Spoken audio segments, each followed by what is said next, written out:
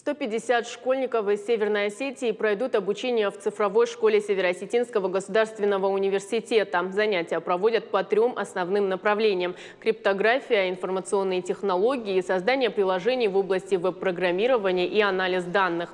По замыслу организаторов дети в легкой и доступной форме получат серьезные знания. Задача учеников за 10 дней придумать проект. Помогать будут опытные педагоги кафедры математики и информационных технологий СОГУ. После предстоит защита проекта. Специалисты отмечают, в современном цифровом мире важно не только придумать и реализовать идею, но и суметь грамотно ее преподнести.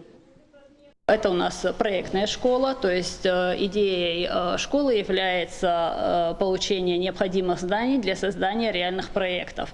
Идею для проектов дают на открытии представители бизнеса. Они описывают, какие есть проблемы и нерешенные проблемы, актуальные проблемы в их сфере. Потом наставники с детьми уже адаптируют эти проблемы под уровень детей, под их возможности. Проект «Цифровая школа» проходит в рамках федерального проекта «Кадры для цифровой экономики» национальной программы «Цифровая экономика». Помимо технических знаний, ребята получат навык работы в команде, критического и креативного мышления. В будущем им проще будет определиться со специальностью.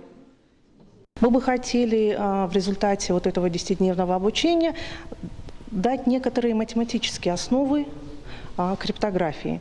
Мы бы рассказали о шифрах, о видах шифров, о кодировании, что из математики необходимо для того, чтобы стать хорошим криптографом, если можно так выразиться.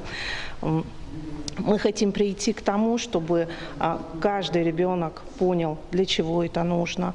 Мы бы ему рассказали о старых системах криптографии, о старых системах шифрования и о современных в том числе.